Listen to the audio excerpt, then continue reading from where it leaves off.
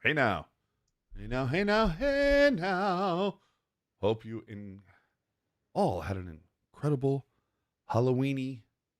And now we're going to get into the other weenie. Let's go.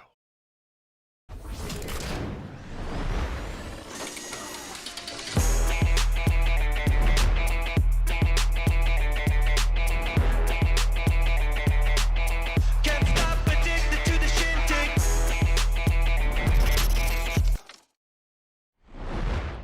Well, hey now, boys and girls. Welcome to the original, live, unfiltered, unedited, uncensored, commercial-free Sharks podcast. Wrapping up your week of Sharks hockey, part of Teal Town, USA. Do that like and subscribe thing. Leave your takes in the comment section if you were not with us on the live show. But just know, if you weren't with us live tonight, you have no chance of winning the giveaway.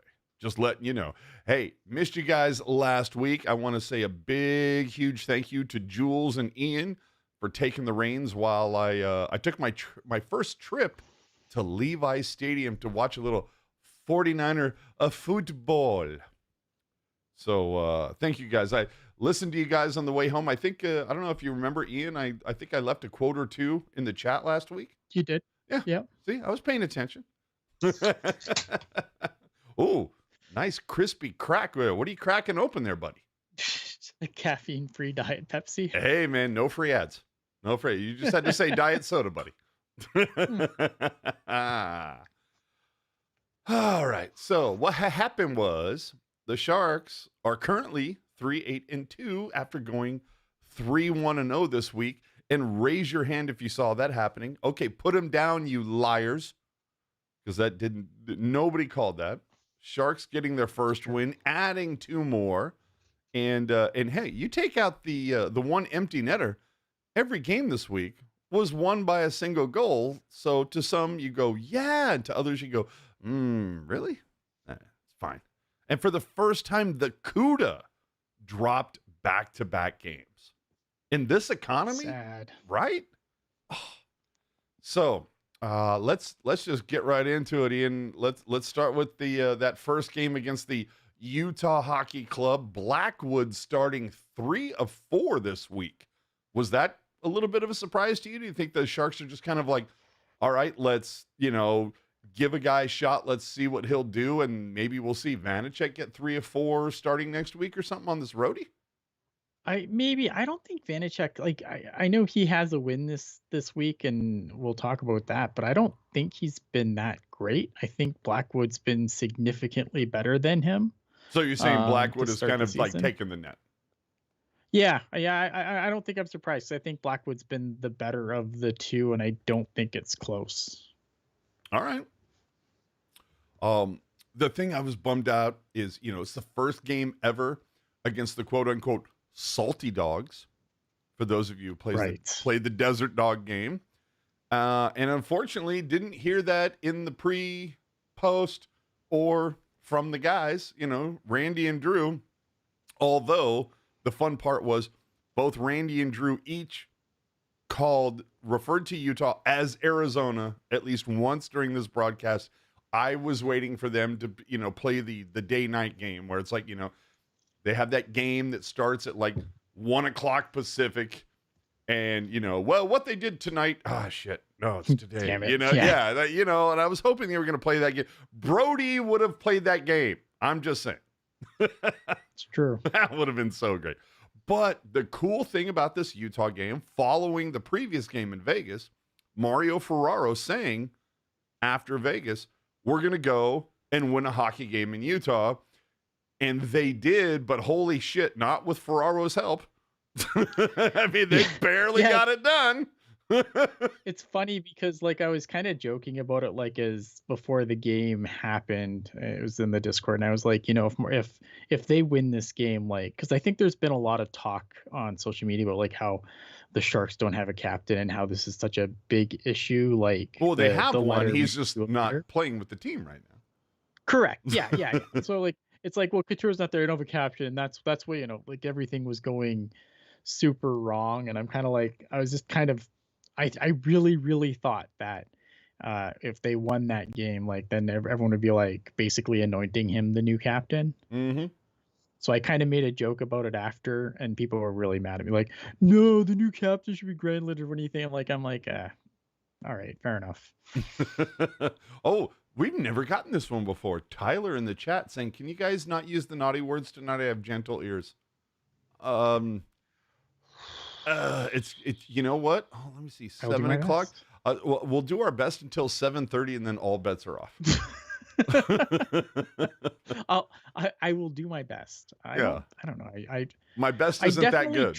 try not to like be excessive about it at any time. I think it just happens. I think if Me you too. talk to me in real life, like I would swear just as often as I do on Absolutely. here. It's not something that I do specifically because I'm on air. I think I swear too much Dude, in general. to be honest with you, I think I hold back on here from real life. But anyway, the scratches in this one with the Utah game. Will Smith gets another, development Day, yeah. Man, I'm telling you, I have things to say about that. But Benning would return after being scratched for 4 games, and of course, my initial take on that is like, really? But Thompson's look so good. Yeah. And then we come to find out a game or two later it's because Benning was being showcased for a trade. Yeah. But you're like, I literally remember 24 years ago, whatever it was, when Nabby was killing it. And then all of a sudden Shields started 3 in a row. And somebody goes, why is Shields starting 3? And I'm like, because he's being showcased for a trade, Yeah. So Benning got the look. The Sharks in this game gave up their first goal for the 7th time in 10 games, would go down 2-0 for the 7th time in 10 games, and it continues to be the Zetterlund, Granlund, Toffoli show. Wenberg coming in to make all the difference to Ferraro's relief. All 3 goals for the Sharks come in the first period, all coming from the right side, by the way, with an extra attacker after pulling Blackwood. So if anything, I think Utah needs to look at their goalie and just be like, why is everything coming from over here messing with you? I think, well, the other thing with Utah too is they were missing 2 of their top 4 defensemen. And I think that the Sharks, they kind of, I think they found a weakness. They probably noticed that they were beating a specific player. And I don't know, I'd have to go back and look to see which player was playing that side on the defense, but I think they found a weakness there. They said this isn't going well for them. So I think they had guys playing above their position, which is something the Sharks fans should be very familiar with defensemen doing.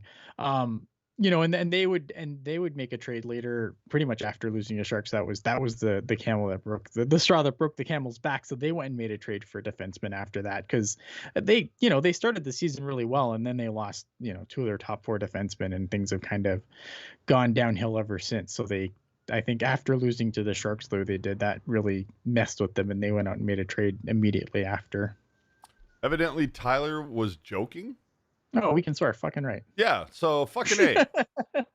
Thanks for fucking with us, Tyler. We appreciate that. The fun thing about the Utah game, Sharks scoring 3 goals in less than 2 minutes, and Walman getting assists on all 3. We'll talk about him in a little bit. And is now, I like to be somebody who's realistic and honest, and as much credit, and I would do this either way, as much credit as I want to give San Jose for coming back, I think we also need to acknowledge the other elephant in the room being, what an epic fucking collapse by Utah in the final 100%. 5 minutes. It's like, congratulations, Utah. You handed the worst team in the league their first win of the season. Yeah, and like I said, and and the effect of that game was felt there pretty quickly, because they went and made a trade for a defenseman. I can't remember who they traded for, but they basically had to address, they were trying to ride out the defenseman thing. I think they were also in on Liljegren at some point. And then I can't remember who they picked up, but they picked up somebody. I'm sorry, what was what can you pronounce his name again? See, I mean, it's gonna take me a while to unbreak myself, because obviously I think you pronounced his name perfectly. There are a lot of other people that did not. To him. Really? Well, according to Dangle, and that's my go-to when it comes to Toronto pronunciations. I think it's one of those things where I think you come over, you're a rookie, and people just kind of pronounce your name, and then they You like just it just gets said so much, you just kind of go with it. And now I think he's kind of getting a fresh start, and he's like, no, actually, this is what my name actually is. And since there's like 3 media in San Jose instead of like 400 in Toronto, I don't I know, think he's man. like, There's a listen, guys, lot of different pronunciations. let's say my name right. But for me, like, I mean, this is a player that I've heard his name mentioned many times on local media, so obviously it's going to be a hard thing for me to break. Well, I know the way that I heard it. When it comes to Utah, you're talking about Oli Mata? Yes, yeah, they went out and traded for Olimata. There you Correct. go. Well, was one of the Hughes brothers not available? In that Utah game, that's it's the Sharks' first win. One of the things that I think should be noted: shots on goal, 46-23 in favor of the Sharks. I think that's the first time that the Sharks have actually outshot their opponent. And power play, the Sharks go 1 for 1, and they killed 2 for 2. So again, winning special teams, winning the shot clock, winning the game. So Yeah, they were. I mean, after they pulled their heads out of their ass to start the game, they were the better team. that seems to be kind of a go-to. But yeah. Yeah. Then the next night, the Sharks returned back to the friendly confines, although I don't know, the what you would hope for, I should say, the more attended confines of SAP Center, shall we say. Los Angeles comes to town and hands San Jose a 4-2 victory. Vanacek getting this one. Now, remember, San Jose had lost 3-2 earlier to LA. This is the debut for Ethan Cardwell. And who knew, if you look at the way this week rolled out, that he was the linchpin to Barracuda winning. But anyone who watched the Barracuda, I'm telling you. And this is one where it's like first goal by a D-man this season. Walman puts it through Big Save Dave. And now you're going, well, shit, maybe that game in Utah wasn't an anomaly. Walman, look at this guy. He's the sleeping giant who has suddenly been awoken this week. However, it took the Kings just 58 seconds to answer back. yeah. And then 12 minutes into the second, and you're looking at the shot count, and you're like, why did the Sharks only have 2 shots on goal? Then they get a hella dudes called, and there's a bench minor for unsportsmanlike. And then I'm just thinking about that, wasn't that a week or so ago that Remenda was talking that, like, Warsofsky and the bench guys were, like, getting warned by the refs, like, stop whining for calls. You'll get them when they're due. Yeah. Yeah, and that's not a reputation I think you want as a No. team, because I think once, like, it's like anything else, right? Like, perception becomes reality. So if you get a reputation for whining for calls and stuff like that, then that's going to get around. Like, officials talk to each other. Absolutely.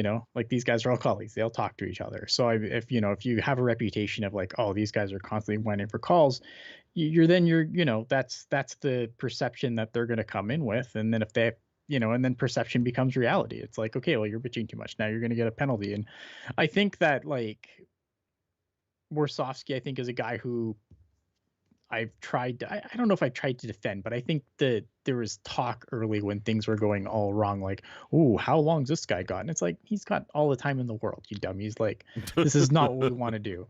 But yeah, I just like, but I, again, but like, when you take, a too many men penalty, and like the Sharks did everything in their power to kind of try and hand this game to the Kings. They did in the second period. And like, the Kings were like, no, we're good, man. We're good. You guys can have it. But like, they really did, because I think they, like, again, too many men on the ice. Like, that's a bench penalty. I don't know. Apparently it was Zetterlund who was yapping, but like, you got to tell him to shut the fuck up at that point, right? Like, you're the head coach. Point, dude, at this point, you're just kind of like, okay, how much time is Zetterlund spending with Vlasic? I mean, if there's somebody who knows how to fucking chirp the officials, it's Vlasic. Yeah. He might lead the Sharks in minutes cost for, chirping the officials. But anyway, Look, in this one versus LA, Eklund gets the first empty netter for the Sharks this season, all Yeah. starting with the Ferraro block. You have to enjoy that. But the thing that really kind of, is the kick in the dick is the fact that tickets distributed for this were only 10-18. And I was watching that game last Tuesday and I'm going, I can't remember the last time I've seen so many empty seats that close to the glass. A lot Well, of like, what were they people. competing with? But exactly. World Series, I guess, but like No, they weren't. no. It was no, not on that night. Hmm. So I just now okay, now maybe you sit there and go, well, it was 9 straight losses and Sure, and yeah. all that, but holy shit. You just kind of go, okay, well, it was a Tuesday night. There was no big giveaway. I mean, sad that is, the go-to excuse, but Mhm. I just sit there and go, fuck, really? Like, and like I said, it says tickets distributed 10-8, and I'm going, if half of those were used, I would be impressed. And I'm kind of sitting there going, come on, people, where you at? Like, this team, we talked about this so much last season. Like, we know you're going to suck, but at least be entertaining. It's like, they won the fucking game. How much more entertaining can they be? You know what I mean? Yeah. And it's like, Yeah, come yeah, on, yeah. this is a decent game, but all right. We move on to the next one. On Halloween, Chicago, San Jose pulls out a 3-2 victory. Blackwood back in the net to start it. And this was the game that, our man in Amsterdam, Will Smitty, finally figures it out, puts it all together, solves the Rubik's Cube, and not only opens the scoring, but then would hit the game winner. Oh my. But the fun part about this, let's just hit it really quick. First off, Yeah. Smith goes top shelf, first NHL goal. Then Sharks legend Ryan Donato would tie it up. And then the Hawks would take the lead 50 seconds later. And you're like, oh, fuck. Now we're, Yeah, now we're in trouble. Yeah, Here we well, go. it's just like, oh, here we go again. The Sharks get too loosey-goosey after, like, taking a lead, and then they get it tied up. Oh, no, not even tied. Now they're down. And it's just like, oh, fuck. I'm going to have to start tracking how long Sharks can actually hold a lead before coughing them up. You know what I mean? And then Wenberg gets in. How that goal counted, I do not know. That was really weird. I fully expected the intent to blow that was going to get called. It didn't. But the fun part about this is Randy at one point going, he scored. No, he didn't. Hold on.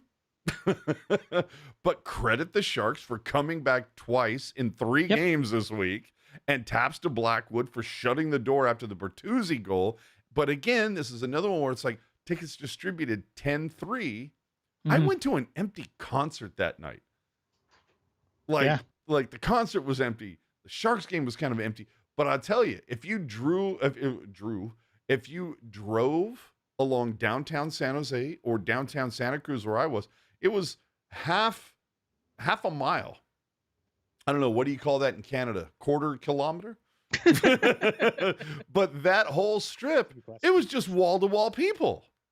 And I'm like, oh, okay, nobody wanted to pay to have a good time. They just wanted to walk up and down the street, I guess, evidently. But the Chicago game, I sit there and I go, oh my gosh, look at what they did special teams. They killed 3 of 3. They only got 1 power play opportunity, and they fucking scored. And you go, winning ingredient, boys. Yeah. I mean, it's nice to see, like, it's nice to see Will Smith kind of finally break through and get a couple of goals there. I think he's looked good. I feel like he continues to get better. Do you think he's taking on too much pressure? Like, do you think he's bringing it on himself a little bit? I think the expectations on him were probably too. I think it's like any rookie. I think the expectations are always like stratospherically high for them, and they're just like, he's like number 4 And pick, man. Got to put up 4 points.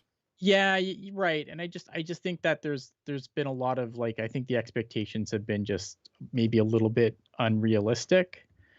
And I think that's been the problem. I think, look, he's gonna figure. I think it's like one of those things where I always say you got to bet on talent. and he's going to figure it out. Like, I don't, do I think that I don't think this, like, the 2 goals, like, I don't think that should stop the conversation of, like, is he best served here? Should he go to the Barracuda? I don't think, like, that should be, like, I still think, like, the Barracuda should be, like, an option that the Sharks should at least consider at some point if things don't, like, continue. Like, unless if the dam breaks and he starts scoring, like, putting up, points after points after points, then great. But I don't think when we look at the next game, like, you know, and again, like, it's him putting up points every game isn't, I don't think, a realistic expectation No. for a rookie. But I just think that, like, it's good to see him finally break through. I was happy for him because I think, again, like, I think that there's been high expectations for him, and, especially considering that Macklin's not playing. Where I think is those expectations, I think you can reasonably put them on Macklin Celebrini because I think they're very different players. But yeah, I'm just happy that he finally broke through and looked like he was having fun. So that's what's important. Hell yeah. So we move on to the final game for the Sharks last night. Vancouver, a 3-2 loss. So after winning 3, the Sharks dump 1. And I think, let's be honest, aside from a couple silly brain flubs, I think the Sharks would have won this. I think that the Sharks, this kind of goes back to what we said last year, right? Like, we don't expect the world of the Sharks, just be entertaining. Mm-hmm.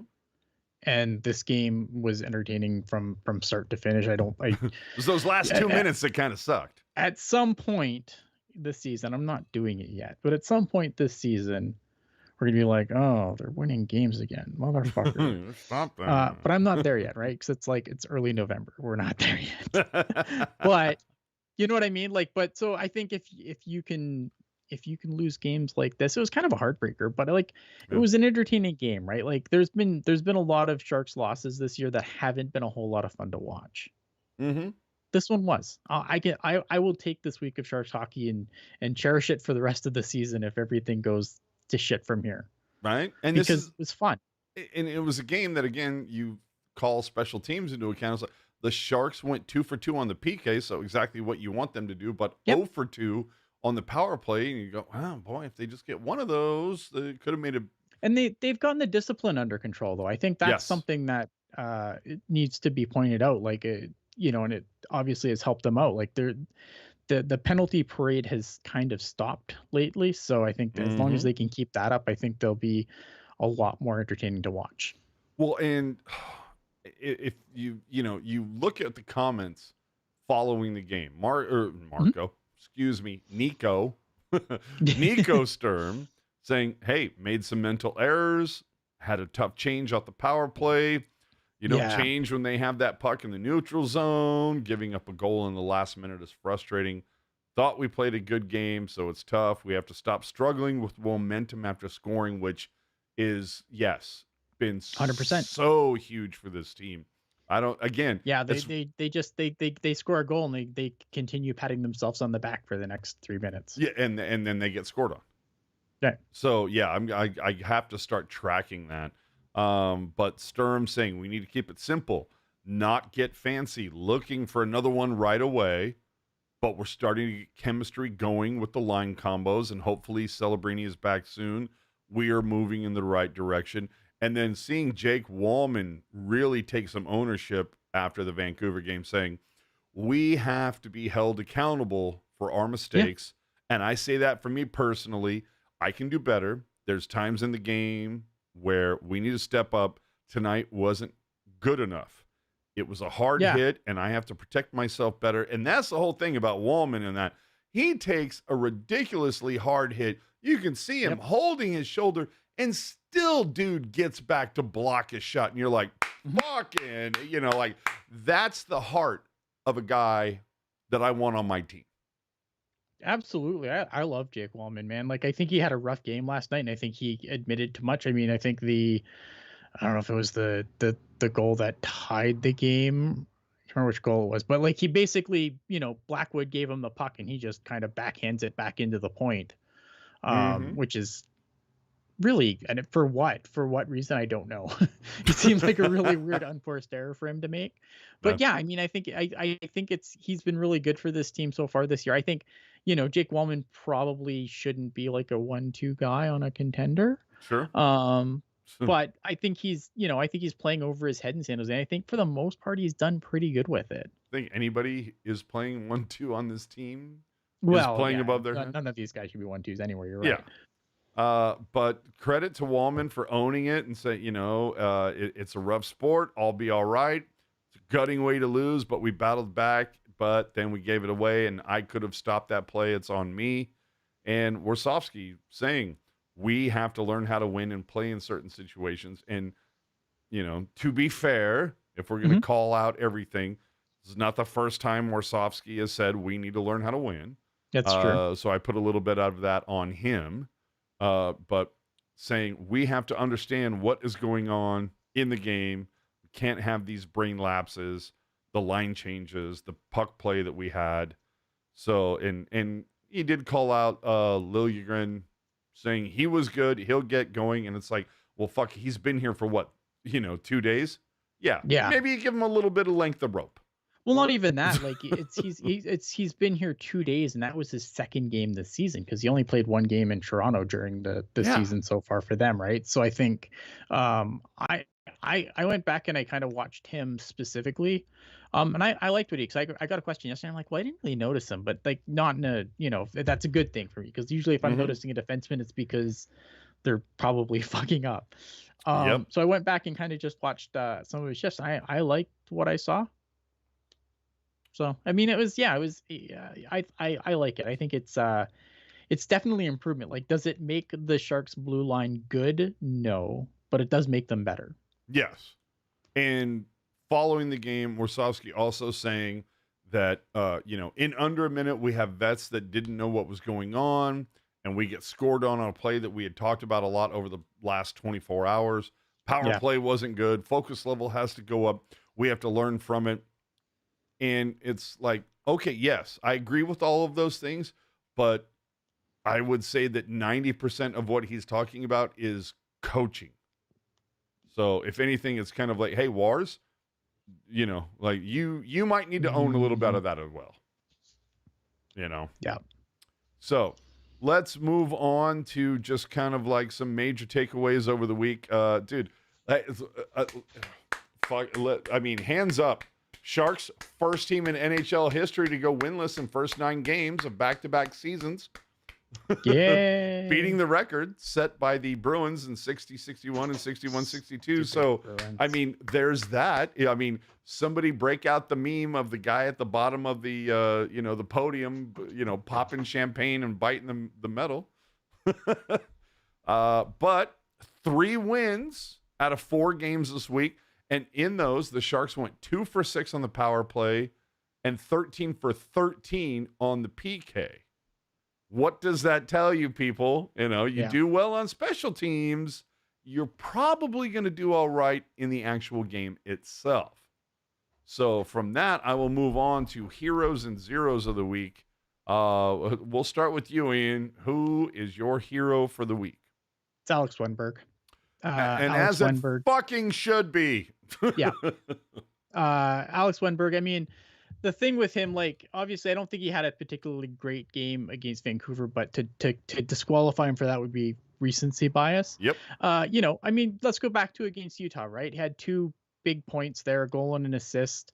That factored into the Sharks win, and he was winning faceoffs. Like everything that the Sharks did at the end there, like he was winning those faceoffs that allowed the Sharks to win that game.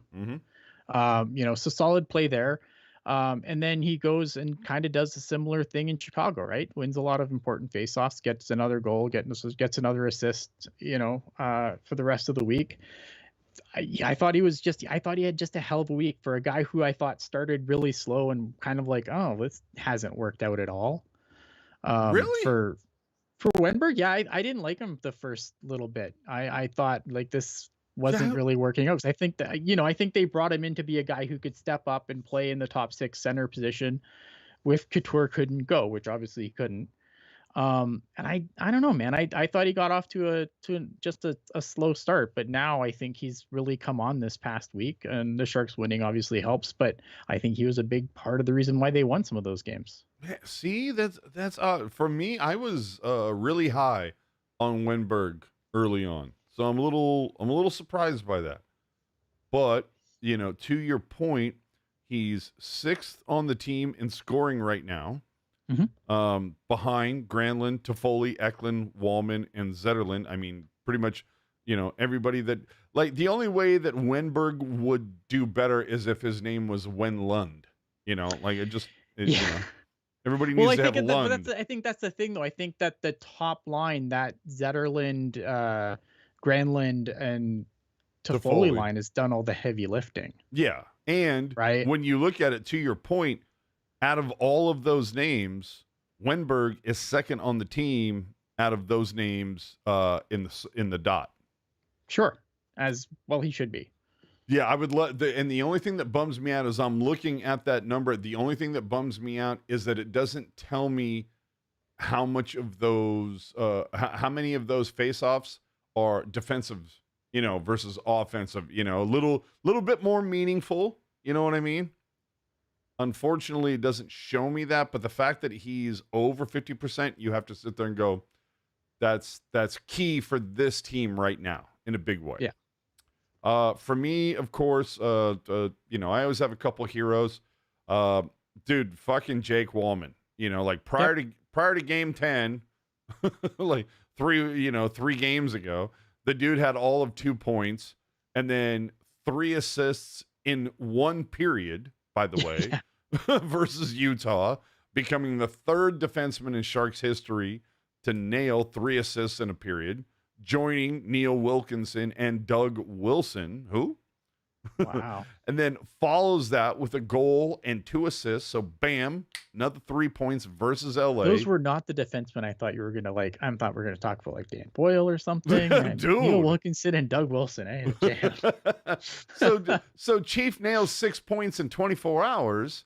Yeah. And he joins Brent Burns, Eric Carlson, and who? Dan Boyle as Right. Sharks defensemen to have consecutive 3-point games.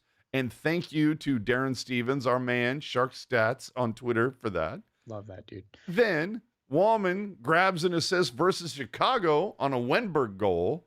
And then going back to what I mentioned earlier versus Vancouver, he looked like he got his shoulder dislocated, still came back out and blocked a shot.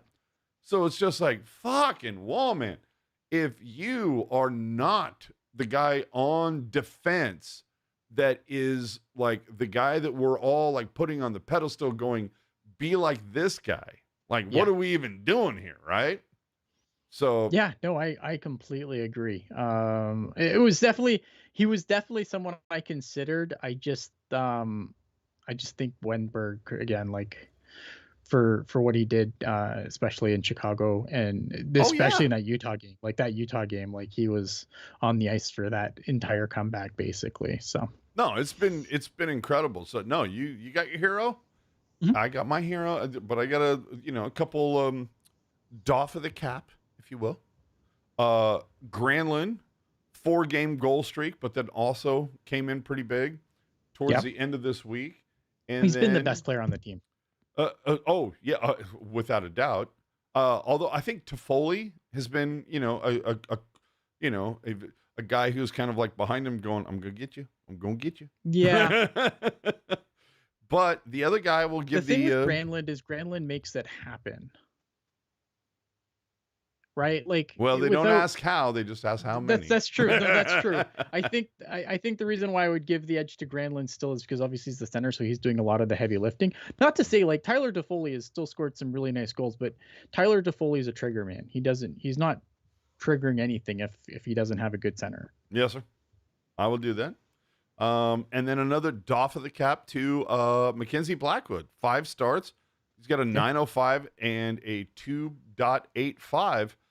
I mean, when you look at the people that are in front of him, you kind of look at that and go, goddamn right, God love you. Like he has put it together. He is, I mean, let's be honest, dude. Blackwood and Vanacek, if both of these guys are still on the Sharks the day after the trade deadline, I will be shocked. Yeah, I mean it's one of those things where I mean, obviously, I think you're gonna want if we'll talk about the Barracuda in a bit, but I think obviously the plan is to get Askarov up there at some point. Sure. But you know, one of these guys has to steal the net from the other, and right now Blackwood is making the loudest case. I would. Oh yeah, guess. Blackwood's been significantly better than Vanacek. I'm glad that Vanacek got his win against the Kings, but I still think Blackwood's been the better of the two. I would agree. Who is your zero? Or I mean, and again, you can have more than one, sir. That's true. No, my zero. I'm gonna completely get your clown emojis ready, because we're going in good here. My zero is Ryan Rosofsky. Oh, damn. Okay, are we talking deployment? What are we talking about?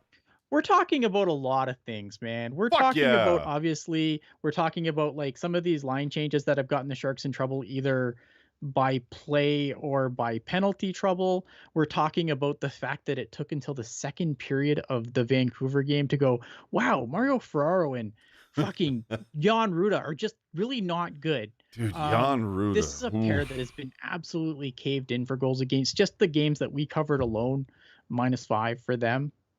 Yeah. Like significant. You know, like this. I want to give you time. stick taps just for doing. I don't know that Hockey Jerk would have had the balls to make this zero call, but go ahead.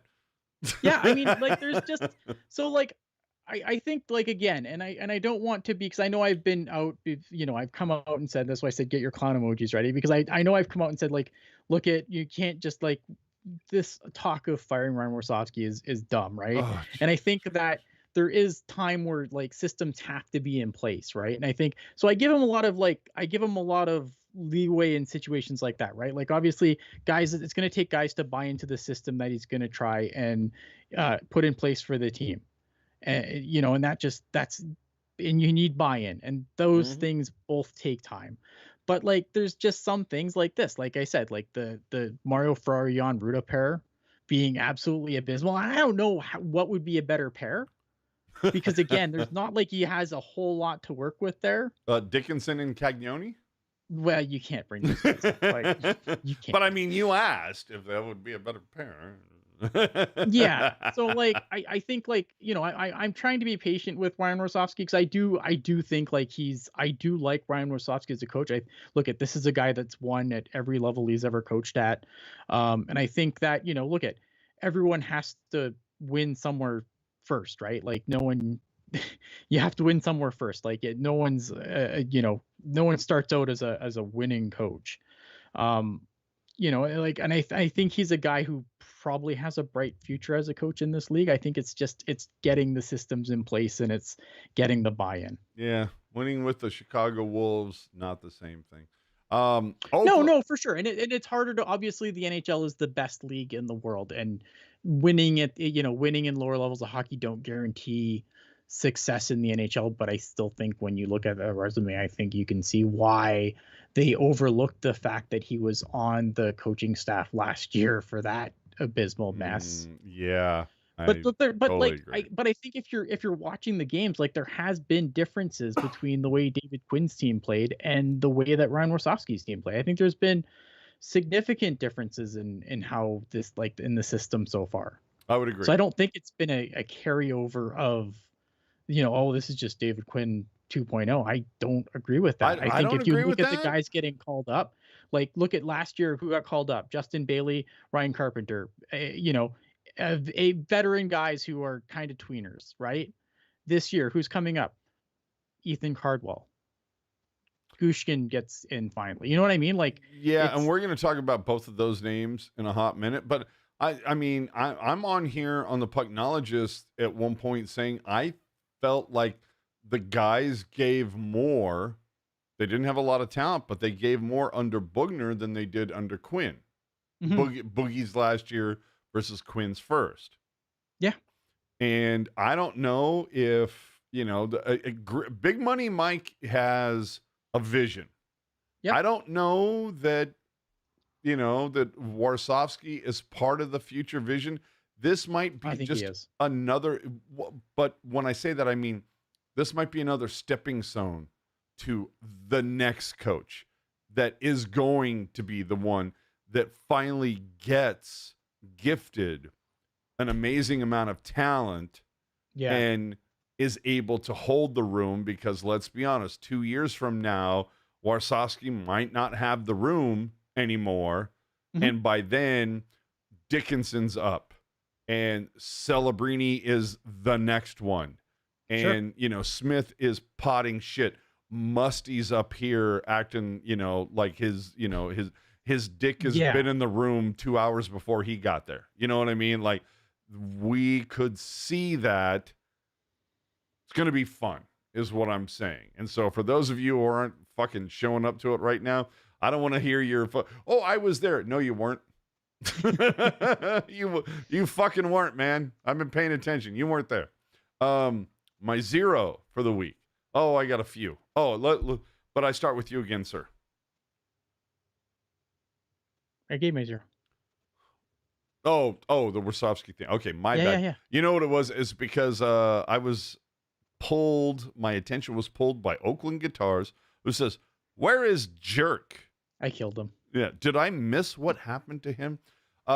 Jerk likes to play hockey on Sunday nights. He doesn't have time for you people anymore. No, we're going to get him back in here when we can, but life, things, we Bigger all, and better things. yeah, we all live our life and things change. And so he had to make some changes, but we'll have him back soon enough. He's doing well. I've talked to Jerk. Just so everyone, just to get this out there, like, Jerk is fine. He's good. I promise you, he's good. He's fine. He's not on it's a not Puerto Rican trash island. He's fine. right. Yeah. Like, he's not, like, there's nothing wrong with him. He's not on the podcast because of, like, some scary health situation or anything like I that. Like, wouldn't he's say there's perfectly nothing good. He wrong just with has him. well there. But, like, there's nothing, you know what I mean? It's just like he just decided that there's other things that he would like to focus on at this point, and Yeah. that's fine, man. Like, it's we still love him. Absolutely. Well, partially. That's fine. Okay. My But yeah, I just want to make clear, like, there's no scary health reason. There's nothing, like, bad going on. He's not going to show up on another podcast a week from now going, fuck those guys. No, we're all fine. It's all cool. He's got shit to do, man. My 0, I got a couple. I mean, Okay. Clem Costin, Jack Thompson. And the thing is, I like both players, but they're clearly Well, I not think doing Clem enough to Costin's stay in the been good, lineup, and it doesn't seem like the bar should be that high to clear. So those guys, I just kind of like, man, you got to do a little bit more for me. I also want to call it a couple zeros that aren't part of the team, that just couple zeros that are just like taking tweets from national media and they'll just paste them onto a photo that somebody else took, and then they share them as if that was their own content. Good looking out for you.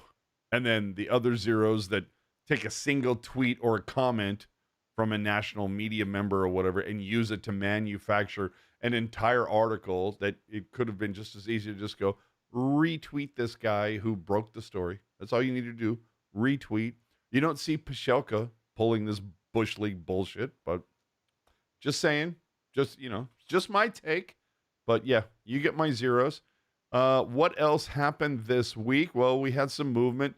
Delandria to IR. I mean, how long are we thinking this is going to be? To be honest, I feel like it's already a little longer than I expected. I don't know what, like, I don't know what happened to him. I don't know what Exactly. the injury is. And there's the teal curtain. Yeah, very much teal curtain. Like, what are we even doing here? I mean, granted, like, okay, fourth line guy. What? Oh, this is a good time to get some Barracuda. So, Ethan Cardwell gets called up. Gushing gets called up. Now, Mogushin's been there the whole time. well, that's true. Yes, you are correct. That's my bad. But the one thing I do want to say is, why does Cardwell get the call up over Graf, who, by the way, just named AHL Rookie of the Month? Both are 22-year-old righties, play the same position, while Cardwell had 5 points at the time of the call up. Graf had 2 goals and 7 assists. Is this a case of trying to like keep the CUDA talented and winning games? Different players. Okay, but and I'm right there with you. Different players, but again, 22-year-old righties play the same position. But they play that position very differently. Okay, then. Ethan Cardwell's a guy who Defensively responsible than Graf. He's defensively responsible. He's not all, but he's a hard worker. And I think when you're looking for a guy like Ty Dellandrea, you're looking for someone who can kind of fill that bottom 6 role. And Ethan Cardwell is perfect for that bottom 6 role in the NHL. This is a guy who, again, he's a really hard worker, plays a really solid game. I think he plays a good game on both ends of the ice. He has a little bit of a scoring touch.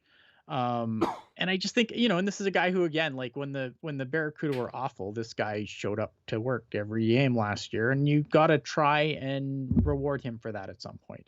And I think when you're looking at the guy who came out in Ty Dellandrea, Ethan Cardwell's the guy you want to bring up into that situation. I think if you're going to bring up a guy like Colin Graf, you'd probably do it because you're trying to plug a hole in your top 6, where I think he would be probably better suited. I know Ethan Cardwell got moved up the line. He was on the second line to start the game in Vancouver, against Vancouver rather.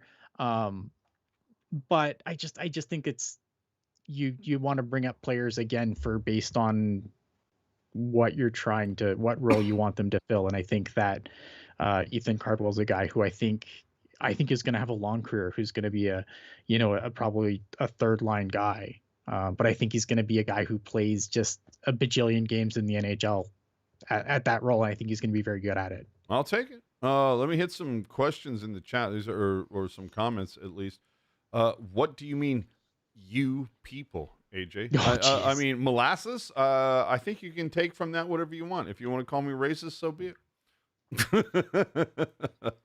What do you mean, you people? Yeah, molasses? what do you mean, you people? Rhythm Hunter, hi from Plowboy Central. Body blue, raised arms. So obviously he tried to put a emoji in there. Thank you, Rhythm Hunter. Emoji. For those of you, for the uninitiated, by the way, Rhythm Hunter is my dad. Like, nice. I'm not even lying. That is my dad. Puck guy. Cardwell is more the bottom 6 guy that needs to be filled versus Graf, more offensive. Yes, I will take that. Sharks last, Kathy saying Dellandrea was practicing yesterday. Do not you will see nobody coming along going, do we know that Sharks last knows what she's talking about? She is literally photographed at every practice handing these players candies. Believe me, Sharks last knows exactly what she's talking about. I'm not doubting. I'm just saying. So we have that. Sharks general manager Mike Greer announced that the club acquired defenseman Timothy Liljegren, not Liljegren. I mean, if he wants to be called Liljegren, then I mean, like it's his name. But I like, literally heard 0 people call him Liljegren versus Liljegren. But anyway. I'm just saying. That's what he. I go back to Drew Remenda. He had one of the best lines ever when he talked to Tomas Hertl and said, "Hey, Tomas, like, is it Thomas? Is it Tomas? Is it Tomash or whatever?" And he's like, "Oh yeah, Tomas." And Drew goes, "Hey, you know what, kids? Score and I'll learn your fucking name." And then that was the night that he put up 4 goals. So there you go. So either way, we saw this trade between the Sharks and the Maple Leafs. They get Liljegren in exchange for Matt Benning. I was not a fan of Benning, but anyway. Toronto also gets a 25 conditional third and a 26 sixth rounder. Toronto will receive the better, or shall we say the higher, of the third round selection that San Jose owns, because at this point they don't own their own. They own other people's. So let's get into this for a hot minute. Let me ask you this, Ian. I mean, Mhm. Benning, 30 years old, had Yep. one more year left at 1.25. Liljegren, 5 years younger, also has a year left. Now, making nearly a little more than twice, 3 mil. Both are right shooting defensemen. Mhm. And you sit there and go, well, how much of an upgrade did Greer get? He had to give up 2 picks for this, plus taking on more salary. And now let's just, like, before anybody loses their shit, it's not as if the Sharks were on a razor thin margin when it came to the fucking salary cap. Like they No, have they room to spare. So the Yeah. fact that they took on more cap and gave up picks, why did Greer give up a third for a guy who couldn't even crack the Leafs lineup? You talk like the Leafs are a bad team. I'm not saying that. I'm just saying you're going to hear from a lot of people that go, Right. okay, wait a minute. This dude was making 3 mil. We traded it. No, okay. I mean, like, I understand 5 years and age is a big deal, but It is. it's like same position, same shooting, but you're taking on 3 million salary and you gave up 1.25 and you also gave up 2 picks. So Yeah, how did Mike Greer win this is what I'm asking.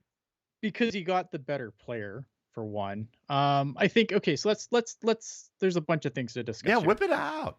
I think so for Liljegren, I think the issue with him and Matt Benning is there's night and day, right? Like Sure.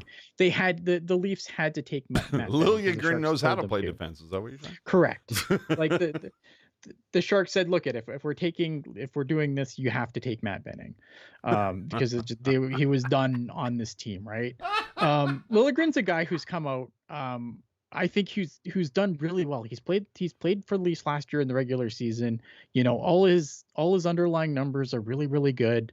I think that the thing with Liljegren is that he's been passed over for other guys because they wanted guys who could be a little more physical, right? And I think that's the one knock on Liljegren's game is he's not physical enough. And that's why, and we've seen what happens in a regime change where guys fall out of favor, right? Oh, yeah. Kevin you know, LeBanc? Kevin LeBanc, Knyzhov. Oh, don't say right? Knyzhov, dude. Well, no, but I mean, That it's hurts. true, right? That hurts my heart, bro. It does, but that's what happens when regimes change. Guys fall out of favor, right? So Craig Berube comes in, and obviously we know how Craig Berube likes his teams to play. A lot of physical, a lot of rough stuff, right? We watched what he did with the St. Louis Blues team that won the cup. And Timothy Liljegren didn't fit into that. I also think, but this is a guy who is a former first round pick who I think has more ceiling, and I think he's going to do really well in San Jose. You know why? Because the bar is really fucking low. Not even that, but think of the expectations you would have, like that. What do you got here? To live up Expectations to in Toronto, first round pick defenseman, right? You have like a million fucking people covering the team. I think he's going to do really well here because he's not going to have to deal with that kind of intense pressure where everywhere you look, there's, guys writing fucking 9,000 word columns on how shit you are, or, how shit you were in a game, or, you know what I mean? Like, I think getting out of that bubble, some players are built for that and some players aren't. I just wonder if Liljegren's just not built for that. I feel you. And I'm sure that there's sort of like, would McDavid have had the success that he's had so far? And not that it's been that much success. Edmonton's not much better. Yeah, it's not much better, but it is certainly not. It's not it's not the ridiculous spotlight that comes in Montreal and Toronto. Now, that all being said, I'm sitting here going, would he have had the success? And the people in Toronto and Montreal are going to go, what success? Does motherfucker have a cup? No. Then he's had no success. Shut the fuck up. Yeah, so So, you're getting a player who, and again, like your right shot D are always going to come at a premium, especially 25-year-old right shot D. Like you're never oh going to yeah. get that without paying a premium for that. I think the Sharks did really well. Mike rated really well here. Well, I mean, I think Greer is, again, I've always looked at the payoff for Greer is he literally has a calendar in his office that has just like three things listed on it. When Mhm. Couture's contract ends, when Vlasic's contract ends, Right. and when like the payouts, like the Martin Jones and the Brent Mhm. Burns and all the dead money ends. That's to me is what he's looking at. So there we, and then I will say then, I look at this and I'm like, okay, fuck, if he was able to get dump Benning, like we're seeing Cagnoni fucking, kind of, like, hey, Spanish Archer trying to elbow his way into the Sharks dressing room by playing very well. You've got Muka Madulin now healthy and back. I sit there and go, okay, can we find somebody that's going to take Ruda's ass? You know what I Yeah. mean? Well, let's see. That's what I would have done, like to start. I mean, I understand they're going to try and ease them into things, but I think like I would put Liljegren with Ferraro and see what happens. It's certainly better than Ruda. Yeah. I would put Ferraro with a fucking pylon right now. But anyway, And then you'd have two pylons. that is true. The other thing I need to call out this week, look, and I know that there are some people I'm not going to call them out that sit there and go, Teal Town, why do you got to be like that? Why you got to, why do you have to point at the big white elephant in the room? We can all see it. No, sometimes people need to point at the big fucking elephant. And maybe he'll leave. So the thing for me is NBCS graphics. We all know I'm not real fucking happy with the fact that they tried to save money by getting rid of Brody. It's pretty fucking clear they tried to like save money by getting rid of other people. Let's just talk about some shit here. If we can, oh Jesus Christ, are we even? There we go. I'm like, fuck, are the people behind NBC like also running this show right now? But here's a shot, an overlay that, a bumper from when they transitioned from a commercial to the game. And it's like, oh yeah, here you go. Here's fucking scores 888 to 888. Yeah, I'm like, honestly, I saw this and I'm like, I'm surprised the names are spelled accurately. Then this week, for how many goals you'd have, like how much time you would have to have, like between each goal to get that in the first period. just I need someone to work out that math for me. yeah, like I don't even understand how this even like how many eyes saw this graphic and went, yeah, fucking post it. And then the Utah game, we see this where it's like position 88. And I'm like, really? Brent Burns is back? Okay. First name, last name. Goddamn right. I can't wait to get a jersey featuring last name on the back of it. And then evidently, Tyler Toffoli bowled like a perfect game and a half based on all the X's, and it's just like, what the fuck? And so you see that happen the first time you go, okay, well, somebody fucked up, obviously, blah, blah, blah. Yeah. Well, okay. And then, oh shit, it fucking happened again in the same fucking game. And you're just like, are you fucking kidding me with this?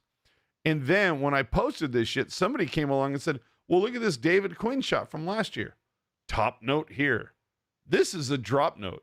One line information goes here. One line. So that's literally what it says, And so it's like going through all that. So now I'm sure this is a drop note. And this is a drop note. I'm quite sure. And look, even David Quinn's kind of looking at like, what is going on here? Now, I fucking love Randy Hahn. I would like give pieces of my body.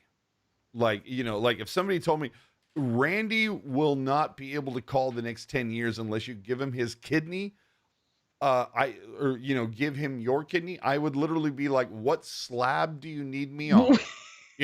Like I love Randy, but I Just good people. Yeah, he's awesome. But I do know that he is just kind of like, hey, you're just picking on these people to pick on them. Yeah, you know that's what? we do. We're on YouTube. I was going to say, and you know what? You're absolutely fucking right. And why am I picking on them? Because I literally had examples to show people. It's not like I made it up. These people are fucking up, and they're doing it while Brody Brazil doesn't have a job right now. You know what I mean? I think Brody Brazil probably did everything. That's what I'm saying. So I look at these things and then, oh my God, dude. So the game against Vancouver, the guy who, is now trying to fill Brody's shoes. I had no idea, because when they're at the studio in San Francisco, they're behind a desk or whatever, or there's the parallax distortion where they're like fucking 80 feet away from the camera and everything like that. You don't know. Dude, the shot that they showed on Saturday night where the camera is 20 feet from them and it's him next to Hannon. Hannon looks like Godzilla next to a VW. Like, this guy is about this tall. And I went, you know what? That's the other thing that I appreciated about Brody is he would bring the box out that he had to step up on. Yeah. To try to, and he would literally take a photo of the box and he's like, this is to, like keep me honest. And he would tweet it out. He had a good time with it. It was either, okay, either way. Anyway, yeah. It's like NBC, get your fucking shit together. We get that you've fired all the talent. Down they're just counting. Like, I can't wait till this contract ends. You know what? Them and the Sharks are probably both they're probably just like, I can't wait till this contract's over. Yeah, but you know what? The NHL puts out a goddamn pronunciation guide. At least don't fuck up the names. All right. Anyway, move on to around the NHL. The funny thing, of course, being that the Winnipeg Jets were undefeated and then they lost. And then just a little while after that, the Sharks picked up their first win, which I think all of us went, okay, Illuminati. Yep. When that happens. Then a little while after that, McDavid is reported to be injured out 2 to 3 weeks. And I think we all said, is Bettman going to allow the NHL to continue during this time? Yeah, Connor Bedard's doing pretty good, so they'll be fine. Oh, okay. Well, as we'll long just move as on that to the happens. next thing, right? All yeah, right. Let's move on to the next guy. It's fine.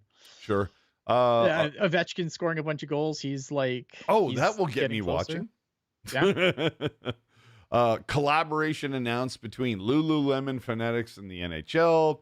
Evidently, a company with a controversial CEO known for selling insanely overpriced apparel is going to work with a company with a controversial CEO known for selling incredibly low quality apparel. And we're all going to sell merch with the logos of a league with a controversial commissioner. Dude, if you're selling a hoodie for $150 or like a t-shirt for $100, like in this economy, dude, if you can afford it, knock yourself out. All I'm saying is 18 months from now, that shit's going to be 60% off, but whatever. Are fans being priced out? And this is something that happened when I was absent last Sunday. I'm talking to a friend at the 49er game last weekend who said, we used to go to Great America. For those of you who don't know, Great America is an amusement park that shares the parking lot with Levi Stadium where the 49ers play. We happen to be out in that part of the area, and we're looking at Great America going, oh, I remember Great America. It used to be so great. Now it's just America. It's not Great America. It's not America. It's not great. That's why you guys make it great again, apparently. Oh, I didn't say that. I'm kidding. But it was I'm joking. Prices, it's this thing where prices become high enough that instead of getting like, oh, you know what? I'm going to go to a game and I'm going to get decent seats. Like maybe lower bowl, very back, or like maybe the first row or two of the upper bowl. Maybe I'll do that for 8 or 10 games. And now, because those prices have become so ridiculously high, you have people that are like, no, no, no. I'm gonna get the experience for 1 or 2, 3 games, right? Like I'm gonna fucking overpay to get, club access. I'm gonna be 3 rows from the glass, but I'm only gonna go to 1 or 2 games like this. And once you do that, once you get the awesome, you go to the club level, all the food, you just go up and grab it. You don't have to pay or anything like that. The drinks, you go to the bar, I'll take this. All you have to do is tip off the bartender. My point being, once you have the filet mignon, it's really fucking hard to go back to the Big Mac and fries. And so I'm wondering, how much are fans getting, but the average 100%. fan getting priced out? And these are the ones that are usually the first to be like, they would be the first ones in line to get tickets if that was the way to get the best tickets. But now, over the last 10, 15 years, it's become, oh, no, no, no, no, no. I just need to have the biggest credit card, to get on SeatGeek or StubHub. There's here's section 101, row 1 against the glass. I want those. I don't need to stand in line for those. I'm not the biggest fan. I'm just the guy who has the most money and wants to show that I have the most money. So those are the seats I'm going to get.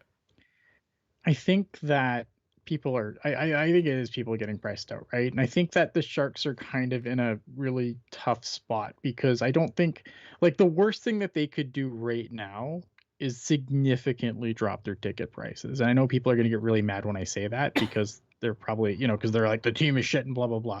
But once you lose the value, like once you basically say this is what our tickets are worth, when they become good again, it's really hard to get back that value in their ticket prices. Now, I think that they're probably a little too high right now. I think that's probably a fair thing to say. I think if you look in that arena, For this market, yes. Yeah. And so it's a really tough balancing act that a team has to get, because you don't want to, like, if you completely devalue your tickets, it's really hard to build up that value again. You can ask, but if you're going to do dynamic pricing, that's the thing that gets me. You know what I mean? Everything's dynamic pricing now. Though. Yeah, like, but that's the thing that drives me batshit crazy. Sure. Is it seems as though it's like, okay, here's the baseline. Like here you go. Here I'm going to show it to you right now. Here's my baseline. Isn't this a beautiful baseline? It's right here. Yeah. Yeah. So when it's a Saturday night and the Giants are playing the Dodgers, and like the Giants' best pitcher is facing the Dodgers' best pitcher, all of a sudden, here's the base. All the tickets are going to be a little up here. Sure. Up here. But when it's a Tuesday night and it's our 5th pitcher facing their 5th pitcher, the problem is, here's the difference from, best, and then they go there. That's the difference. You know what I mean? Yeah. It's when it's best among best and blah, blah, blah. And we can just... Didn't Wendy's want to do like dynamic pricing so you pay more for a burger shirt? Yeah, it was like, when we can soak the hell out of you, we're going to do it. But then when it's a Tuesday night and it's the fucking White Sox 5th pitcher versus the Giants 5th pitcher on a Tuesday or whatever, instead of it being, when they charge 60% more on a Saturday versus the Dodgers, they don't charge 60% less on a Tuesday. They charge 6% less, and they call that dynamic pricing.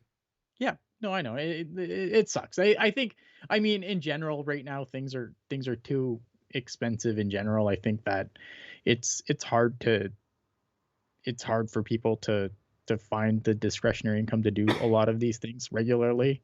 Absolutely. And it's unfortunate, but that's just pro sports now, right? Like those. But see, here's the thing. It's not just pro sports. Disneyland Parks introduced over the last week or so Lightning Lane prices, tickets. You can pay $500. It will allow you to skip the lines. This buy your way to the front shit, it needs to end.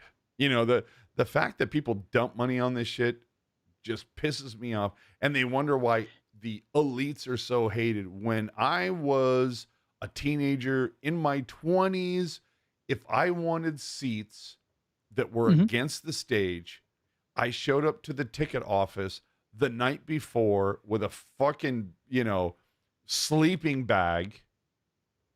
And I sat there with, somebody else. Hey, we're the first ones here.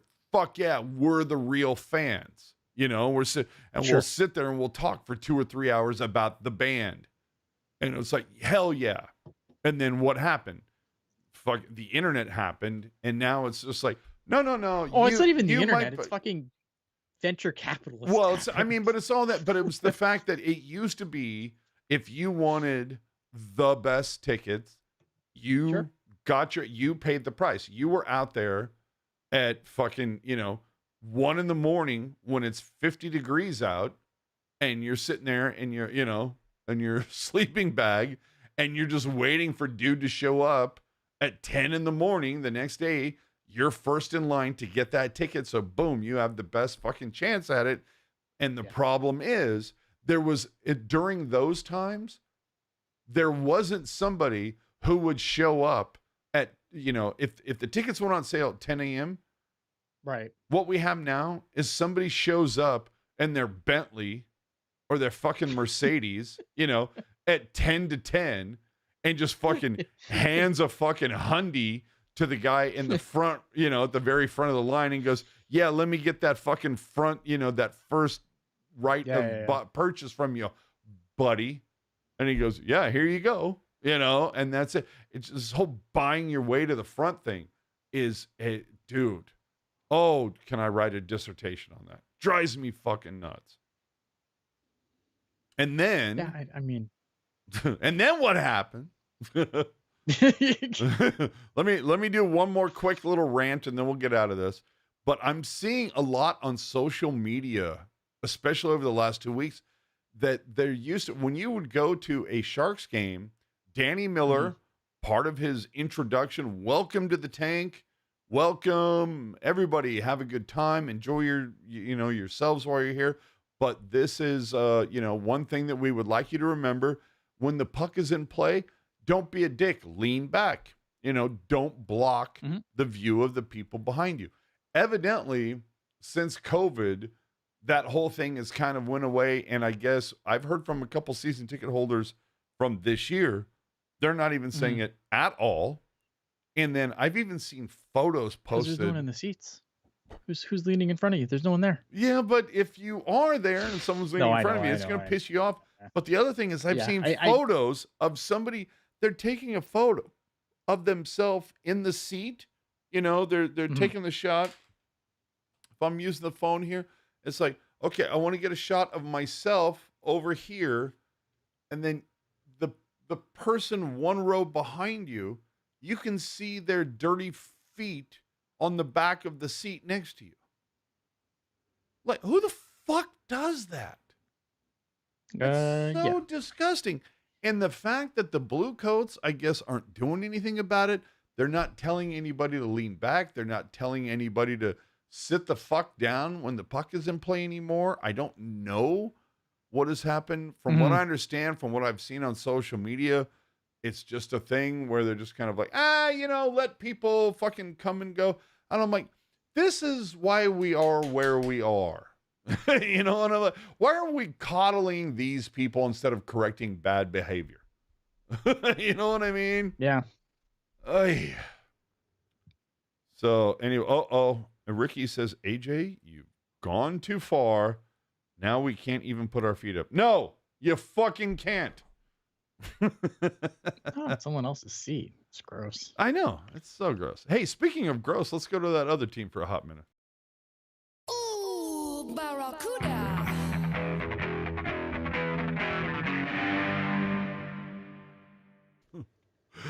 Gross. The Barracuda currently 6-2-0, second in the division behind the Calgary Wranglers for the division lead. Dude, Calgary's played 2 more games, but they've 6-2 only or lost 6-3. I think they'd be 6-3 now. Dude, they've only lost 1 game, Calgary. What the fuck is Calgary doing? Yeah, I don't know. Dude, what are they up to? Do they have that much talent in net? Is it in front of it? Like, I don't understand why Calgary is like kicking that much ass. I'm looking forward to the Wranglers coming because I do want to kind of see. I mean, I could watch them, I that's guess, the since I bar, have dude. like the entire AHL prospects. Or you get the entire AHL now with the package. I guess I could tune in and watch for myself. But I wait till want they to come see. to I want to see the CUDA versus the Wranglers just to see like, are the Wranglers that good, or is it just that so because far. I mean, dude, Barracuda 6-3 over 9, Wranglers 9-1 over 10. So it's like, I want to see because goals for the Wranglers 36, goals for the CUDA 38. I mean, dude, like you look at the stats, they're so fucking close, but yet, Yeah. I'm just saying. Let's see who they've played. It's going to be what I fun. wanna see. It's going to be fun. Either way, while Ian looks that shit up, let me tell you all what happened was this week. On Wednesday, the Barracuda did play against Coachella down there in the Valley. Mocha Madulin making his debut. Colin Graff gets the game winner while, oh boy, I'm going to fuck up this name so hard. Andrew Podorowski? Yes. Okay. Podorowski has a goal and an assist. You'll also hear the name Podorowski a little bit more following the game that happened earlier today. But his goal being the 3rd empty netter that the Barracuda had this season. Cagnoni, my man, gets another point. Askarov gets his first assist of the season. Don't tell me that won't be the last. While True. picking up the 2nd star, and he turned away 36 of 37 shots on goal. So great time in Coachella, but bam, they go up to Iowa, and let's be honest, they kind of had their lunch handed to them a little bit after, if you think about it, the Barracuda handed Iowa their lunch in the Barracuda opener this season. So game 1 yesterday, Barracuda lose 4-1. It's the first time Askarov loses a game. It's a little payback for that. I mean, like, who knew Cardwell was the linchpin? We didn't know. But earlier today, the CUDA lose 5-2, despite more points coming from Cagnoni and Graff and a pair of goals. The only 2 goals coming from Podorowski. Iowa would continue to pay back the Barracuda, winning the weekend with a combined score of 9-3. But hey, you're a CUDA fan. Next weekend, they're going to host a pair against the Colorado Eagles, and a Pucks and Paws game is involved in that, which are like the most fun to go to. So if you're going to plan to go to a CUDA game at Tech CU, go to that one and just walk around the entire arena, for 3 hours, just going, can I pet that dog? That's all you need to do. Can I pet that dog? That's all you have to do.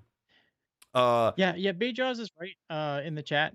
Devin Cooley has absolutely been outstanding for the Calgary Wranglers. He has played. Devin Cooley. 7 God, it games. seems like I should know that name from somewhere. What do I know? Yeah. 1.82 goals against average and a save percentage of .946. And a shutout. So good for him going off. Should have kept him over Askarov, I know. Can I pet that dog? So yeah, the Cooley thing, yeah, that is a little bit of a kick in the dick. No, I don't think so. I think it's just it's for, good. I mean, for good now, for him. for right? now. But if that maintains, I mean, if he holds that all year, then great. Yeah. I will, then I'll maybe we'll get him a couple. No, you won't. However, we'll see. No, I'm fine. I don't. It's all good. Great. I don't. And I go back to something I mentioned earlier. Like, I was surprised Cardwell got the call up instead of Graf when Graf had a lot more shit on the score sheet. And then what happened was Colin Graf is named AHL Rookie of the Month. Yep. And then Askarov, as he should be, AHL Goalie of the Month. And I think both you and I were just kind of like, oh, wait a minute. 2 players in 1 month for the Barracuda got honored in this economy? Yeah. It's not something we're used to. I mean, yeah, the games, I mean, beating Coachella was nice. I mean, Coachella's a team that's generally fed them their ass repeatedly. Oh, dude. So it was nice to get a nice convincing win against the Coachella Valley Firebirds. The games in Iowa were disappointed, but I think after the way the Barracuda embarrassed them at the start of the season. Oh, huge, dude. And Wallstead is their, like, Wallstead. Yeah, he's their jewel, and they, made him look like a schmo. Yeah, and I look at that and I think that the Barracuda didn't really start those games very well. I think both games they started kind of slow. I think that and the first game, fine, whatever, like this is a team that generally doesn't travel out of its time zone, travels over a few time zones to, to play this game. And I think that doesn't help anything. And I think, again, like, I think they were just like, well, we pretty handled these guys earlier in the season and we're going to do it again. And they got embarrassed. And I think they deserve to get embarrassed in that first game. And there could be it could be one of those things where it's like, it's literally what they needed, a little bit of hubris. And, that could be the difference. And I hope it is, and then Jesper Wallstedt was really, really good in that game. And again, you had to expect that, right? The Barracuda made him look pretty silly. I do rate him slightly above Askarov still. I know that pisses people off, but I don't care. I do rate him above Askarov a little bit. I don't think it's like a significant thing, but I do think that Wallsted's the better of the two. And Wallstedt had a really good game. The game today, again, I think they kind of tried to get back in it, but again, just sloppy, just kind of sloppy again. And you put yourself in a hole, it's hard to dig out of it. And I think that's what I was kind of waiting to see the Barracuda, because I think the Barracuda have run away with a few games. Yeah. And I was kind of waiting to see the Head respond to a little adversity. And the answer was not very good. Shit happens. So, yep. So we'll see what happens, right? Yeah. At least we saw some notable, honors, not hardware, but honors. Graf, Rookie of the Month, Askarov, Goalie of the Month. Hopefully shit like that will continue. Again, I'm a guy who was like, I'm surprised Graf has not gotten the call up to the Sharks yet, but we'll see what happens. The one thing with Colin Graf, and I've said this a few times now, obviously he's putting up points. Okay, and I think why do you hate Colin Graf, Ian? What's your problem? Don't hate Colin Graf. I just think that, and I think it's gotten better as the season's progressed, but I feel like does he not have a bobble for you to lick? He does not have a bobble for you to lick yet. The thing with Colin Graf is I think his decision making has to be faster before he can get back up to the NHL.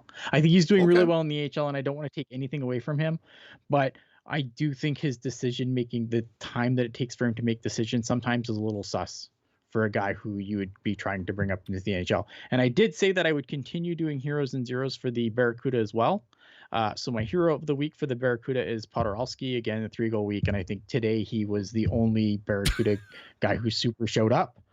I think, and again, I think that there's been other, obviously there's been other highlights, like Cagnoni's been really good. There's been a lot of really good players on the Barracuda. Podorowski's the guy I'm going to highlight this time, because I think he's the guy who came in. He's the veteran guy they brought in to do exactly this, right? He's there to help be a leader. He's there to add like offense to them. So he's a guy that last year would have already been on the Sharks. All right. But this year, he's where he should be. Hold on. And Rhythm Hunter. Yo, Pops. Good night, boss. All right. Who's your zero for that group? Justin Bailey. Who? Justin Bailey Yes. is my 0, and the reason is like he's not even just of the week; it's kind of the season so far, right? Justin Yeah, Bailey's you're not another wrong. guy Because he did who, all right for the Sharks last season. yeah, and so For you'd what he was expect him asked to do, he was fine. correct, yeah. And on the Barracuda, he's only has 2 points so far, and it hasn't really been a factor. And I think that Justin Bailey's again another veteran guy who you want to be more of a factor on this team, and I think he's been very disappointing. And you know, and again, like there's a lot of guys going on the Barracuda, so I think that helps. But like in the last couple of games where you kind of need guys that aren't the Philip Beasteds and the and the Colin Grass, and you need the other guys to step up. Justin Bailey's a kind of a guy you'd want to step up in that situation. And you know what? It's funny you say that thing. For those of you who have tuned in for the Will Smith contest, we're not there yet, but we're almost there. We're almost there. Yeah, we're about 5 minutes away, ish. So, also of note to talk about the kids, if you will. Defenseman Sam Dickinson, who I think most Sharks fans who are aware are like kind of hyped about. Now, are they hyped about him because that is how bad the current Sharks defensive group is? Sure, and I feel you. But Sam Dickinson named OHL Player of the Week. Yeah, putting up a ton of points in London. Right? Then Ryan Kennedy from the Hockey News reports that Quentin Musty is back with the Sudbury Wolves. Notice that I gave Ryan Kennedy his cookies and shared that info. I didn't make a separate 30-second video to get more clicks and like pass it off as my own shit. Just saying. Anyway, Musty picked up a goal and an assist in his first game back despite the Wolves getting fucking smoked 8-4 by the Kitchener Rangers. I mean, dude, they got fucking pee-pee whacked. Yeah, and he's added another goal and an assist. He's played 3 games since he's been back because obviously junior hockey, they play all weekend. Yeah. He's 2 goals, 2 assists, 4 points. The thing that I found very interesting, it was kind of confirmed later, and I'm going to be a jerk and I don't remember who confirmed it. But it might have been Leeson from the Sudbury Star. The trade request is still there, and I think that I kind of thought that was the case since the fact that Sudbury Wolves made very little fanfare about Quentin Musty coming back on their socials. Like obviously they'll show his goals and everything, but they didn't really give much fanfare for him returning. So I kind of expected that to be the case, where this is obviously something where he's still hoping to get traded from Sudbury. He's just back there because Mike Greer said, "Get your ass back." Basically, yeah. I think, it's always funny because people always ask, like, what can the NHL team do in these situations? And they can kind of put pressure, but this is a case where, like, Quentin Musty was told by Mike Greer to basically get his ass back playing and let the rest sort itself out. And I think when your general manager of your NHL club comes and says, "Hey, you need to be playing," you go back and fucking play, or you get traded. Right? Because I think then it's a situation where if he doesn't here's go a back and Rubik's play, Cube, solve it, asshole. Right. So I think I think that if you look at that situation, right? Like Quentin Musty's, like Mike Greer wants him to try and get on the U.S. squad for the World Juniors. Quentin Musty, that's not a guaranteed spot for Musty. He's probably is he even eligible at this point now? Yeah, oh yeah, he can still get picked, but it's harder to get picked when you're a if bitch. You look at the way team, well, it's not even that, but when you look at the way Team USA generally picks their teams, right? They're gonna favor guys that are in their systems. They're gonna favor guys in the NCAA. And I think when you look at what Quentin Musty brings, he's gonna be competing with a guy like Cole Iserman for that spot. And so not playing obviously isn't doing anything for his case. I think coming back and having the weekend he had, 2 goals, 2 assists, 4 points. It's a good 3-game stretch. So we'll see, we'll see if he can kind of get things back on the road and get on that team. But if he decided to continue holding out, like at that point, does he become do the Sharks lose interest in him at the same time, right? When Mike Greer's like, "Hey, I'd really rather you be playing right now." So I don't think he had, I don't think Musty had a lot of choice but to go back and start playing again in that situation. Because you don't want to sour your NHL club. Like I'm sure whatever his reason is for wanting out of Sudbury, I'm sure it's a good reason. Nobody knows the reason. If someone knows the reason, they can please tell me. I'd love to know. He wanted to go But play with the oh my god, what's the Shoresy team?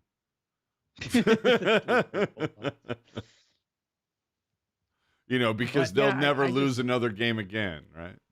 right. Like I just I think that Sudbury's done okay so far. But I can understand him probably wanting to go to a contender, which I don't think Sudbury is this year. I think Sudbury's kind of on that. They're on the downslope. Junior teams are funny like that. They have really quick. They kind of go in a wave, and they're on the other side of their wave right now. The Sudbury Wolves. There you go. So, I think we're just about to get there with the giveaway. I know I got one other thing here on the so Puck Guy, can you do us a favor? Tweet it out with the Teal Town account and say, hey, we're about to give away some shit, but you have to be with us live in order to win it.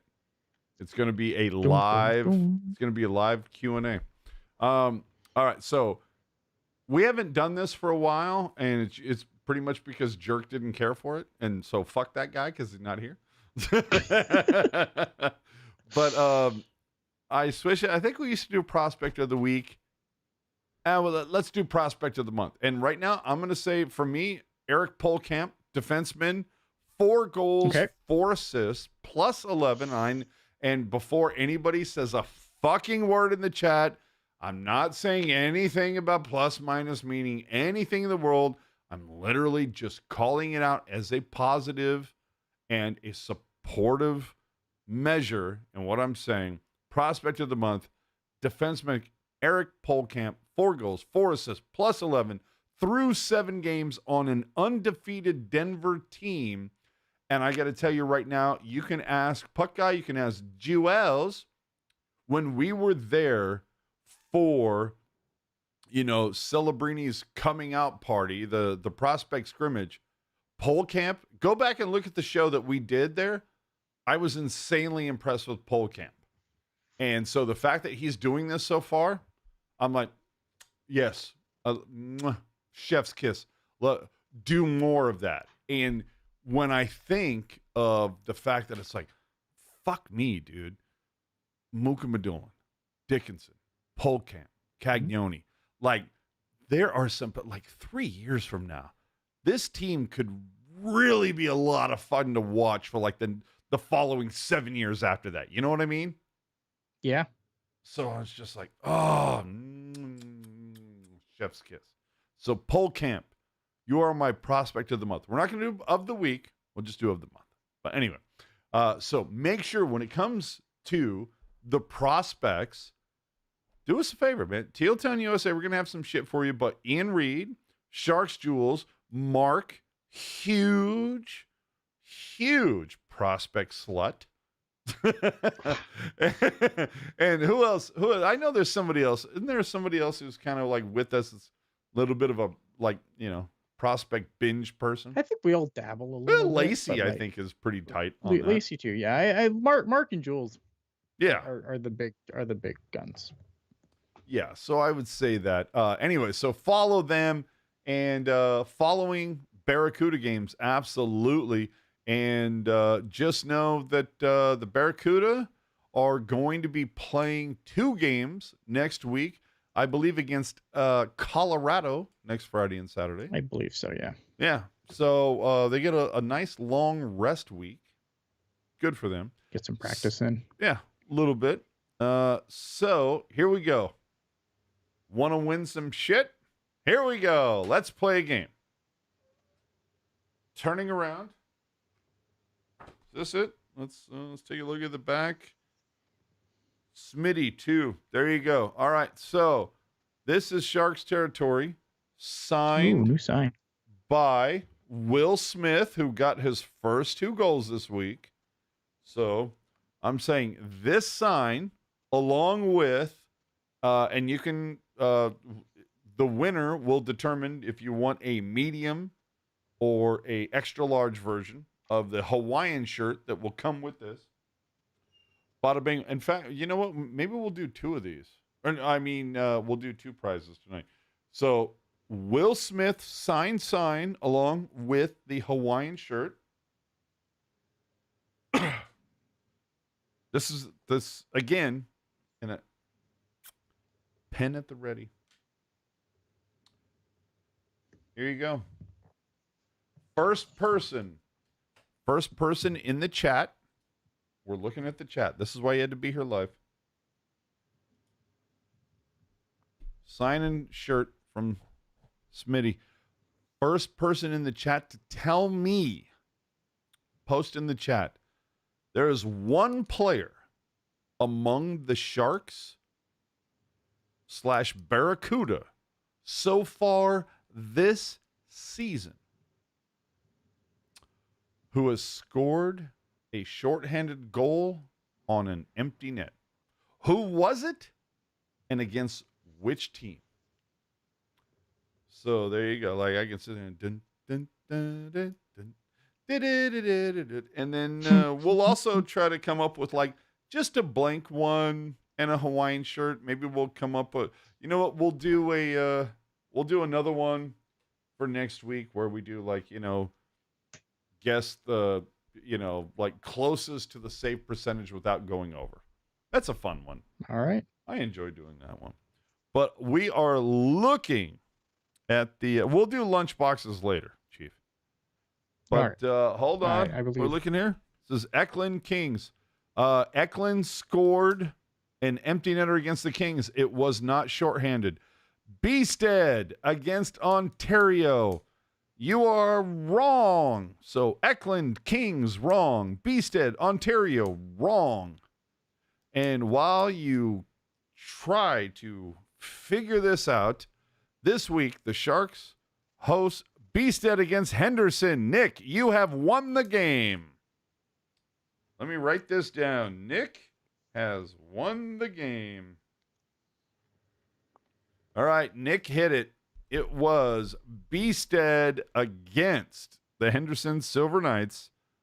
Everybody else, congrats on your guesses, but they were wrong.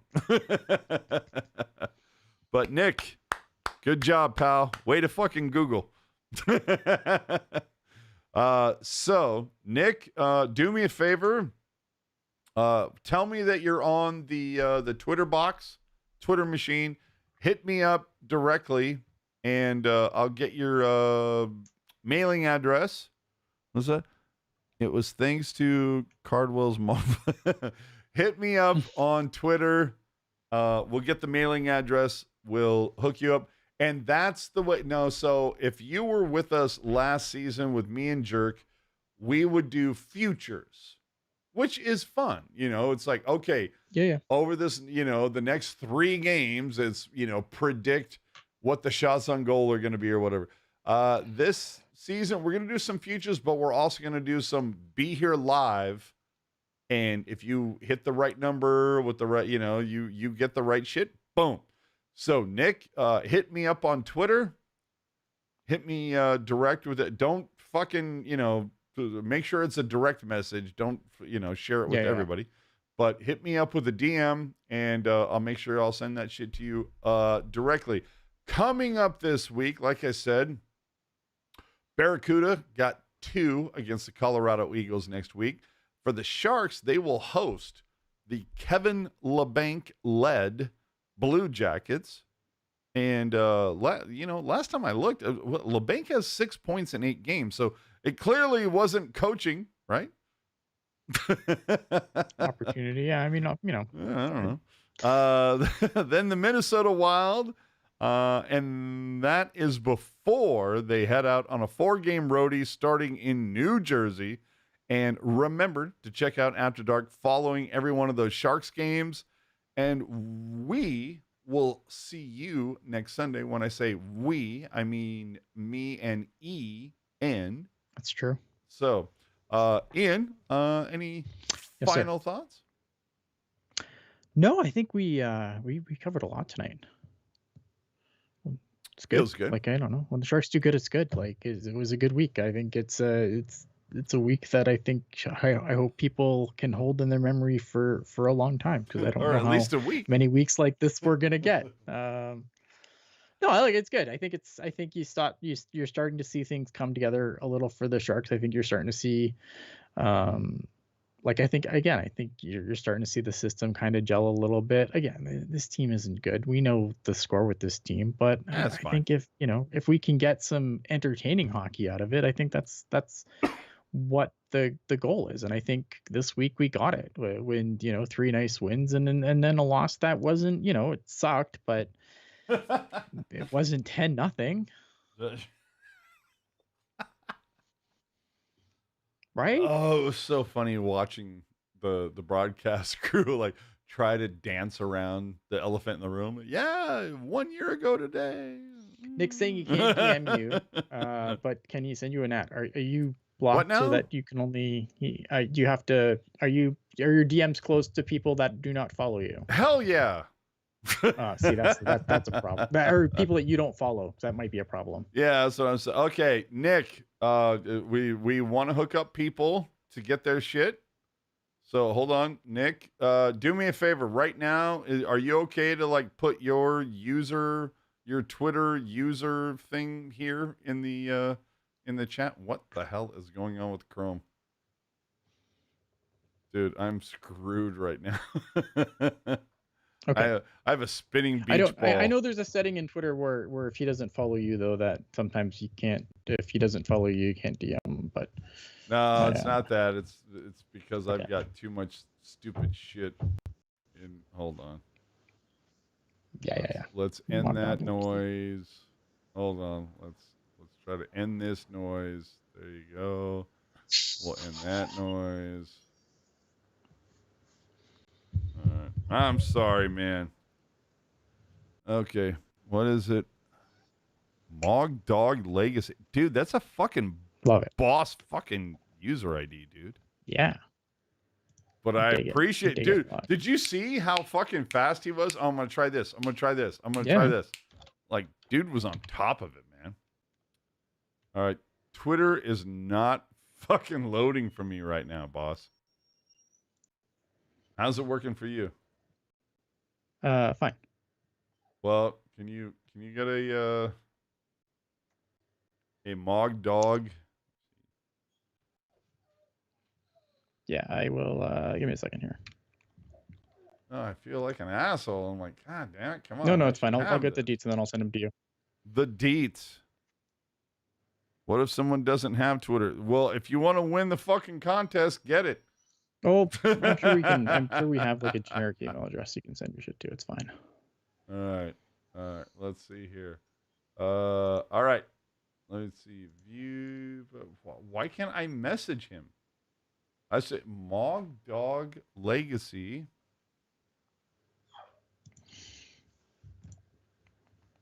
Yeah, it's weird, dude. I'm hitting you up on the Teal Town Twitter, and it's not letting me message you, bro.